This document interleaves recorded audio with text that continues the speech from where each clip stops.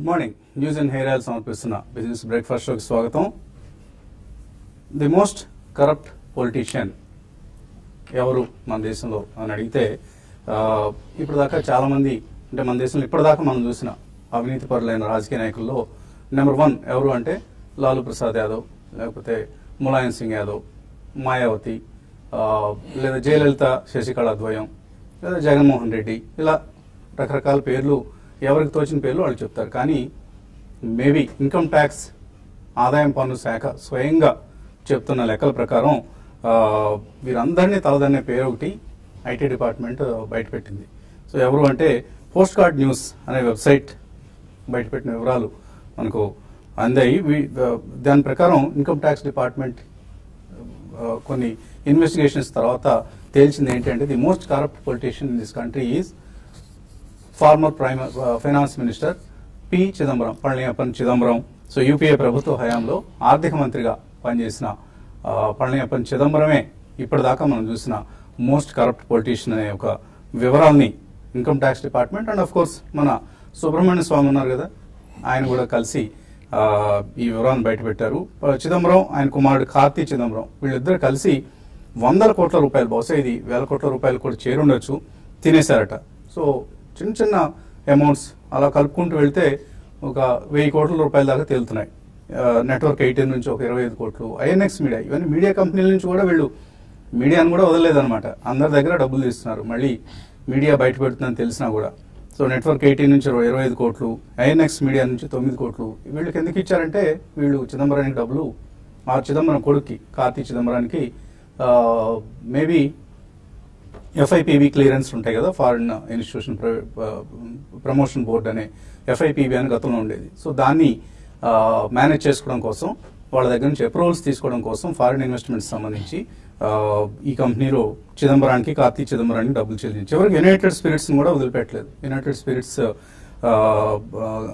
Officials కి prime minister Manmohan Singh the, finance minister చిదంబరాన్ని appointments ఇచ్చేందుకు $15,000 ఛార్జ్ చేసేదారు కార్తీ చిదంబరం. అలాగే Claris Life Sciences, Diageo, Saksoft, ఇలా రకరకాల కంపెనీల పేర్లని ఐటీ డిపార్ట్మెంట్ బయటపెట్టింది. ఏ కంపెనీ కార్తీ చిదంబరానికి ఎంత పే చేసిందన్న అంశానికి సంబంధించి advantage strategy consulting private limited, ASCL అనేది, ఏఎస్సిపిఎల్ అనేది కార్తీ చిదంబరం ప్రమోట్ చేసిన కంపెనీ. ఈ కంపెనీకి చిదంబరం తరపున 100 కోట్ల రూపాయల ముడుపులు అందాయట. సో ఏం చేసుకుంటారు ఒక్కొక్కసారి మనకు అర్థం కాదు. ఈ డబ్బంతా 500 కోట్లు, 1000 కోట్లు, ఇలా 5,000 కోట్లు, ఇంత డబ్బుని ఏం చేసుకుంటారు ఒక పాలిటీషియన్ అయినా, ఒక మరొక వ్యాపారవేత్త అయినా. సో చివరికి జయలలిత ఏం వెళ్ళిపోయింది మనందరం చూస్తూనే ఉంటాం. కానీ ఎప్పటికప్పుడు స్వార్థం అనేది పొరలు కమ్మేస్తుంది కళ్ళకి. సో అటువంటి తరుణంలోనే ఇంత 100,000 కోట్ల రూపాయలు ఆర్జించాలనే ఒక దుర్బుద్ధి, దురాశ పుడుతుంది. చివరికి తీసుకెళ్ళగలిగేది ఏముండదు. అఫ్కోర్స్ ఆయన ఒక్కరైనా, కార్తీ చిదంబరం లేదా చిదంబరం ఒక్కళ్ళైనా అంటే కాదు, బోల్డెన్ మంది ఉన్నారు. మన మంత్రి గారు కూడా ఉన్నారు కదా, మన బిజినెస్ మ్యాన్ టర్న్డ్ పొలిటీషియన్, ఇప్పుడు సెంట్రల్ మినిస్టర్ గారు.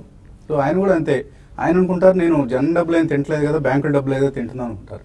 సో బ్యాంకులకే కదా ఎగ్గొడుతుంది, మళ్ళీ ఇంకొకసారి ఇంకో బ్యాంకుకి ఎగ్గొడదాం అని అనుకుంటారు. కానీ ఆ బ్యాంకులకి ఇచ్చే డబ్బులు, వచ్చే డబ్బులు ఎక్కడి నుంచి వస్తాయి? మనం డిపాజిట్ చేసుకునే డబ్బులు. సో ఆ డబ్బుల్నే వాళ్ళు లెండింగ్కి ఇస్తారు. ఆ లెండింగ్ని వీళ్ళు ఎగ్గొడితే డిపాజిటర్లకి నష్టం అనమాట, బ్యాంకులకి నష్టం. బ్యాంకులకు నష్టం అంటే ఎన్పిఏ అయిందనుకోండి, బ్యాంకుకి మూలధనం హరించుకుపోతుంది. మళ్ళీ సెంట్రల్ గవర్నమెంట్ వాళ్ళు ఆ బ్యాంక్స్ ని రీక్యాపిటలైజ్ చేయాలి. ఎన్పిఏ రైట్ ఆఫ్ చేసినప్పుడు క్యాపిటల్ ఇరోడ్ అవుతుంది. ఆ క్యాపిటల్ ఇరోజన్ ని మళ్ళీ సెంట్రల్ గవర్నమెంట్ మనం పే చేసే ట్యాక్సెస్ నుంచి. సో మనం పే చేసే ట్యాక్స్లు నార్మల్ గా మన కోసం ఖర్చు పెట్టాలి, మనకు రోడ్లు వేయడానికి, మనకి ఇరిగేషన్ ప్రాజెక్టులు చేపట్టడానికి, లేకపోతే మన సైనిక సోదరులకు కావాల్సిన తుపాకులు, ఆయుధాలు, వాళ్ళకి కావాల్సిన సంరక్షణ, ఇవన్నీ అందించేందుకు. సో ఈ మన కేంద్ర మంత్రి గారు బ్యాంకుకి డబ్బు ఎగ్గొట్టినప్పుడల్లా మన సైనిక సోదరులకు అవసరమైన కొన్ని తుపాకులు మనం అందించలేకపోతాం, మన రైతులకు అవసరమైన ఇరిగేషన్ ప్రాజెక్టులకు డబ్బులు అందించలేకపోతాం. అంటే ఇటు రైతుల్ని కొల్లగొడుతున్నాడు మన మినిస్టర్ గారు, అలాగే అక్కడ సైనిక సోదరులను కూడా వాళ్ళకి ఆపద ముప్పు వచ్చే విధంగా, దేశానికి ముప్పు అంటే చైనానో పాకిస్తానో కాదు మనకు శత్రువులు. ఇటువంటి ఇక్కడున్న మన రాజకీయ నేతలు, వాళ్ళు ఎగ్గొట్టే డబ్బులు, వాళ్ళు తినే కరప్షన్, ఇవన్నీ కూడా మనకు శత్రువులు అనమాట. సో వీళ్ళందరికీ ఎప్పటికప్పుడు మనం బుద్ధి చెప్పాల్సిన తరుణం. ఆఫ్ కోర్స్ చిదంబరం గారు ఇప్పుడు ఎలాగో దొరికిపోయారు కాబట్టి ప్రభుత్వం లేదా ఆదాయం పన్ను శాఖ, ఎన్ఫోర్స్మెంట్ డైరెక్టరేట్, సిబిఐ, వీళ్ళందరూ పిక్చర్లోకి వస్తారు. చెప్పాల్సిన బుద్ధి చెప్తారు. అలాగే ఇప్పుడు పదవుల్లో ఉన్న వాళ్ళ మీద కూడా ఒక కన్నేసి ఉంచి వాళ్ళు చేస్తున్న అక్రమాలను కూడా బయట పెట్టాల్సిన అవసరం ఇటు మీడియా మీద అటు దర్యాప్తు సంస్థల మీద ఉంది. So let's hope that Narendra Modi గారు చేపట్టిన ఈ ప్రక్షాళన కార్యక్రమంలో ఇప్పుడు పవర్లో ఉన్న వాళ్ళ మీద కూడా దృష్టి పడుతుందని ఆశిద్దాం. ఎందుకంటే ఇవాళ చాలా మంచి ఆర్టికల్ వచ్చింది, who is the hero of the Indian economy అని ఎకనామిక్ టైమ్స్లో వచ్చింది. వీలైతే చదవండి, ఆన్లైన్ వెర్షన్లో కూడా అందుబాటులో ఉంటుంది. So middle class they are the real heroes. ఎందుకంటే మనందరం డిమానిటైజేషన్ అనగానే క్యూలో నిలబడి మనకు వచ్చే 500 రూపాయలు 2000 రూపాయల కోసం క్యూలో నిలబడి గంటల తరబడి మన సమయాన్ని వెచ్చించాం. వృధా అనకూడదు, ఎందుకంటే మనం అందరం కేంద్ర ప్రభుత్వానికి అండగా నిలబడిన ఆ సమయంలో, డిమానిటైజేషన్ సమయంలో. అలాగే తర్వాత వచ్చిన అసెంబ్లీ ఎన్నికల్లో అందరూ చక్కగా మళ్ళీ మోడీ ప్రభుత్వానికి ఓటేశారు. ఎందుకంటే ఆయన ఒక మంచి చేయబోతున్నారు ఈ దేశానికన్న ఉద్దేశంతో. సో అటువంటి మంచి కొనసాగాలి. మన స్టాక్ మార్కెట్స్ లో కూడా ఈ ప్రక్షాళన నిన్న ఒక చిన్న స్టెప్ తో ప్రారంభమైంది. సెబీ మనందరికీ తెలుసు షెల్ కంపెనీల మీద ఒక ప్యూనిటివ్ యాక్షన్ తీసుకుంటోంది. సో వీటిల్లో ట్రేడింగ్ ని చాలా లిమిట్ చేస్తున్నాం. అలాగే మరికొద్ది సమయం తర్వాత బహుశా డీలిస్ట్ కూడా చేయొచ్చు ఇటువంటి స్టాక్స్ ని. అటువంటి కంపెనీస్ లిస్ట్ లో మనకు ఉన్నాయి జయకుమార్ ఇన్ఫ్రా, ప్రకాష్ ఇండస్ట్రీస్, పార్స్నార్, పింకాన్ స్పిరిట్స్. ఇవన్నీ నిన్న మన బిజినెస్ బ్రేక్ఫాస్ట్ లో కూడా చూసాం మనం. SKS India, BFSI, prime securities. So ఇది ఒక దారి అయితే లివరేజ్ పొజిషన్స్ ఎక్కువగా ఉన్నాయి చాలా కంపెనీస్ లో, చాలా స్టాక్స్ లో. Century textiles, TV18, Fortis health care, Kaveri seeds, JSPL, ఇటువంటి వాటిలో ఎనీవేర్ బిట్వీన్ 40 to 55% వరకు లివరేజ్ పొజిషన్స్ ఉన్నాయి. ఆయా కౌంటర్స్ లో కూడా చాలా డేంజరస్ సిచ్యువేషన్ ఉంది. సో వాటిలో కూడా సెల్లింగ్ వస్తుంది, ఎందుకంటే లివరేజ్ పొజిషన్స్ ఉన్న ప్రతి చోట కూడా వాల్యూ పడిపోగానే బ్రోకర్స్ వాళ్ళని మీ పొజిషన్స్ స్క్వేర్ ఆఫ్ చేసుకోండి అని మెసేజ్ పంపిస్తారు, మెమోలు పంపిస్తారు. సో అటువంటి ఒక క్రిటికల్ సిచ్యువేషన్ దగ్గర మనం ఉన్నాం. ఆఫ్ కోర్స్ ఈ చిన్న స్టెప్ అనేది కార్పొరేట్ వ్యవస్థను కొంత ప్రక్షాళన చేయడంతో పాటు మనకు స్టాక్ మార్కెట్స్ లో వీక్ హ్యాండ్స్ ని పక్కకు పెట్టేసి ఎలిమినేట్ చేసే ప్రక్రియ అన్నమాట ఇది. సో దీనివల్ల మనం ఇండియన్ ఫండమెంటల్స్ కానీ, వాల్యుయేషన్స్ కానీ, లేదా లిక్విడిటీ కానీ ఎటువంటి ఇబ్బంది తీసుకొచ్చే అవకాశం ఎంత మాత్రం లేదు. మేబీ ఒక చిన్నపాటి కరెక్షన్ మాత్రం మన మార్కెట్స్ లో ఇప్పుడు చూస్తున్నాం. ఆ కరెక్షన్ తర్వాత మళ్ళీ పరిస్థితి యథాతథంగా సర్దుమణిగి కొనసాగే అవకాశాలు కనిపిస్తున్నాయి. అనలిస్ట్ ఏమంటున్నారో తెలుసుకుందాం. సో ఒక బయింగ్ ఆపర్చునిటీ మళ్ళీ వస్తుంది ఇన్వెస్టర్స్ కి. వచ్చింది కూడా ఆల్రెడీ. నిన్న కొంత కరెక్షన్ చూసాం, ఇవాళ కరెక్షన్ చూస్తున్నాం. బహుశా ఇవాళ కూడా ఓపెనింగ్ వీక్ గానే ఉండే అవకాశం కనిపిస్తుంది. ఎటువంటి స్టాక్స్ మీరు ఐడెంటిఫై చేసి చెప్తారు ఈ సమయంలో, కొన్ని specific names? Yeah, basically, I think names కంటే కూడా housing finance definitely it's going to do well అండి. ఆటోమొబైల్స్ ఫిగర్స్ కూడా మనం చూసాం. So some auto ancillaries and auto companies, so మనకి కొన్ని అయితే అవుట్ ఆఫ్ ద రీచ్ అయిపోయినాయని చెప్పి అనుకుంటున్నారు. బట్ డెఫినెట్లీ అటువంటి వాటిలో కూడా చాలా స్ట్రెంగ్త్ ఉందండి. And last few 1 or 2 quarters గా మనకి especially heavy and commercial vehicles, MCVs, LCVs and HCVs, ఇవి అంతగా మనకి GST ప్యాంక్స్ అండి, డిమానిటైజేషన్ ప్యాంక్స్, BS 3 to 4, ఇవన్నీ 2-3 రకాలుగా LCVs, HCVs and MCVs have not done. But రాబోయే రోజుల్లో ఐ థింక్ ఆ సెగ్మెంట్ క్యాటర్ చేసేవాళ్ళు ప్రాబ్లీ అశోక్ లీలాండ్, టెల్కో, ఇటువంటివన్నీ కూడా I think they will do extremely well. So auto ancillaries and some of the NBFCs have done extremely well. Consumer lending, I think they will do extremely well. మనం చూసాం, గత 1 year గా relentlessly, like Bajaj Finance, Bajaj Finserv, Bajaj Holding, all the 3 Bajaj companies have done extremely well. So ఈ కారణం వలన consumer based finance companies will do extremely well. ఎందుకంటే మనం festival season లో కూడా ఎంటర్ అవుతున్నాం. I think second spell of monsoon has begun and మొన్న IMD వాళ్ళు ఇచ్చారు. So I think we are seeing that on road also. So ఇవన్నీ కూడా consumer led names will be there. Garments, especially garments and specialty garments, మొన్న tweak కూడా చేశారు GST council meet లో. So even spinning వాళ్ళని కూడా ఊరట కలిగించారు. So right from spinning, an stage to fabric and garment stage దాకా ఎవ్రీబడి విల్ గెట్ బెనిఫిటెడ్ అండి. సో ఆల్ ఇన్ ఆల్ మనకి రాబోయే రోజుల్లో ఈ 3 to 4 సెక్టర్స్ లో మాత్రం definitely will do extremely well. Surprising new entrant into the bull run is the metal story. And metal lo ninna manam chusam, Tata has done extremely well, Tata Steel. So aa kovala manaki JSPL results were also extraordinarily exactly. So even metals has sprung up as a real good surprise in the game andi. So one can buy into metal stocks on every decline. Tata Steel meer mention JSPL, JSW Steel has always been a darling of the crowd endukante వాళ్ళు first నుంచి కూడా they were extremely profitable companies. So ఇలా మనకి metal companies కొన్ని 4Aలోకి వచ్చాయి. So ఈ 3 to 4 sectors లో I think every decline calls for a very strong buy అండి. బట్ ఆల్ ఇన్ ఆల్ రాబోయే 3 to 6 months లో కూడా I think they will be good gains. రాబోయే at least 3 to 5 days or I would say next 1 or 2 weeks లో మాత్రం ఏ చిన్న opportunity వచ్చినా కానీ leave all the macros aside and what's happening on Indo-China border, what's happening in America, what's happening in North Korea, ivanni pakkan petti these are the best godsend opportunities to invest in stock market. So itvanti oddudukulu unnappude I think one should invest. Please go out and put your first money over the next 1 or 2 weeks. So technically మనం 20-day moving average కూడా నేను test చేయడం జరిగింది. So ఎటువంటి positions లో ఉంది Nifty are rather bank Nifty అసలు ఇంట్రాడేలో మనం రికవరీ చూడలేదు. ఐ థింక్ నిన్నటి Nifty strength was because of అంటే ఇన్ఫాక్ట్ 70-80 పాయింట్స్ పడినప్పటికీ ఇంకా ఎక్కువ పడలేదు. కారణం దానికి metal space. So metals mostly I think 3 to 4% పెరగడం తోటి నిఫ్టీ హోల్డ్ అవ్వగలిగింది. బట్ వెరాజ్ there was lot of selling in bank Nifty.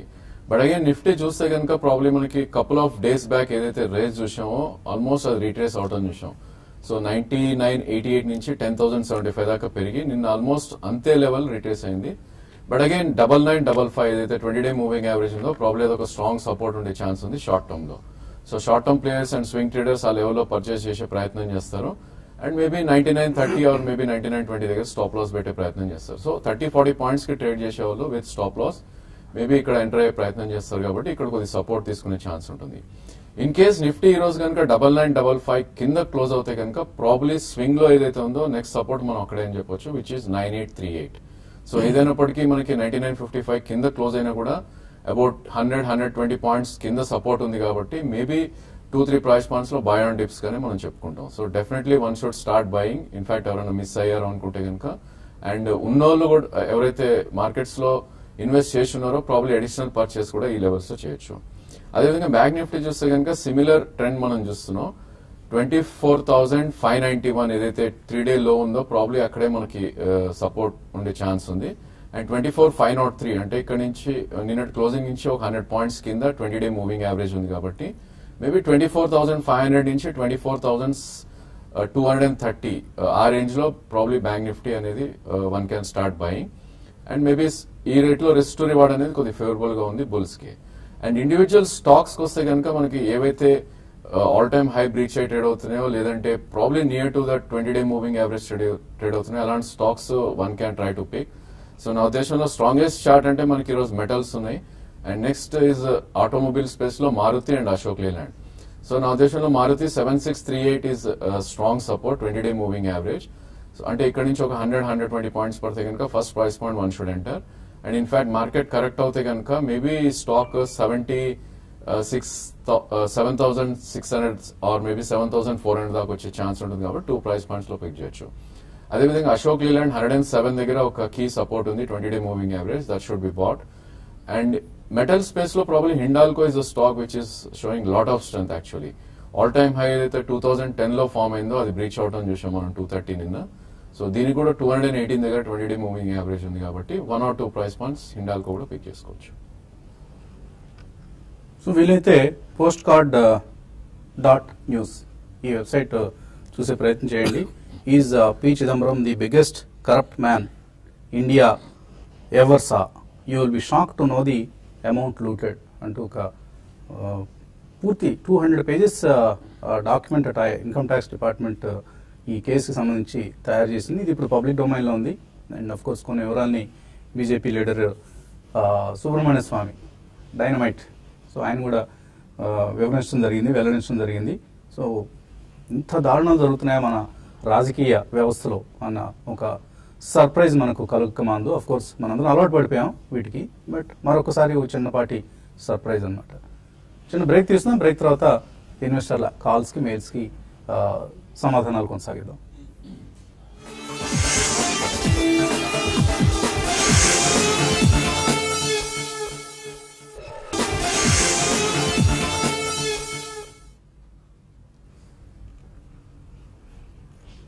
News and hair oil సమర్పిస్తున్న బిజినెస్ బ్రేక్ఫాస్ట్ తిరిగి స్వాగతం. ఏషియన్ మార్కెట్స్ లో ఒక వీక్ ట్రేడింగ్ ట్రెండ్ కనిపిస్తుంది మనకు. Of course north Korean developments, కొంత జియో పొలిటికల్ కన్సర్న్స్ లాంటివి ఏషియన్ మార్కెట్స్ మీద పనిచేస్తున్నాయి. మన ఎస్ఎక్స్ నిఫ్టీ కూడా 9975 31 పాయింట్స్ నష్టంతో కనిపిస్తోంది. సో ఒక వీక్ ఓపెనింగ్ కోసం మార్కెట్స్ సిద్ధమవుతున్నాయి.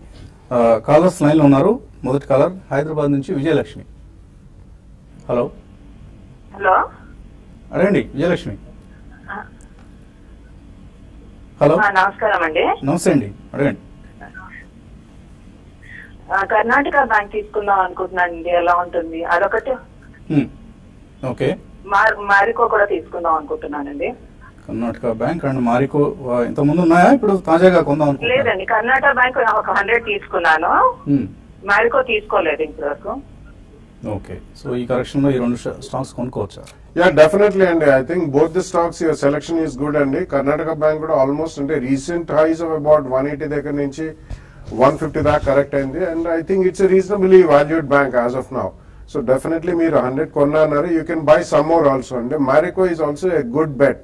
ఎందుకంటే ఎఫ్ఎంసీజీ రంగంలో Marico is one company which is given excellent return for share holders.